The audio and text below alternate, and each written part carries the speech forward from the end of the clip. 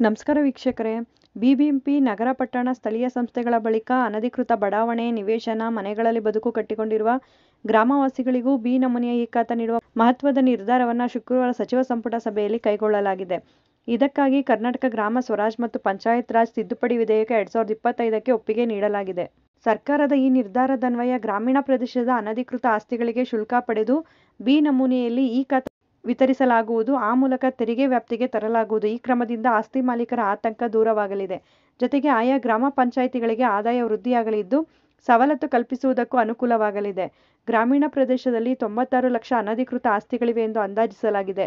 ಗ್ರಾಮ ಪಂಚಾಯಿತಿಗಳು ಅಗತ್ಯ ಸವಲತ್ತು ಒದಗಿಸಿದ್ದರೂ ಈ ಸ್ವತ್ತು ಗುರುತಿನ ಸಂಖ್ಯೆ ಅಥವಾ ಇ-ಖಾತಾ ಇಲ್ಲದ ಕಾರಣಕ್ಕೆ ತೆರಿಗೆ ವಸೂಲಿ ಸಮಸ್ಯೆಯಾಗುತ್ತಿತ್ತು. ಅನಧಿಕೃತ ನಿವೇಶನ, ಮನೆ ಮತ್ತಿತರ ಆಸ್ತಿಗಳನ್ನು ಹೊಂದಿರುವ ಮಾಲೀಕರಿಗೆ ವಹಿವಾಟು, ಬ್ಯಾಂಕ್ ಸಾಲ ಪಡೆಯುವುದಕ್ಕೂ ಸಮಸ್ಯೆಯಾಗಿತ್ತು. ಇದೀಗ ಬಿ ನಮೂನೆಯ ಇ-ಖಾತಾ ನೀಡುವುದರಿಂದ ಸಮಸ್ಯೆ ಭಾಗಶಃ ಬಗೆಹರಿಯಲಿದೆ.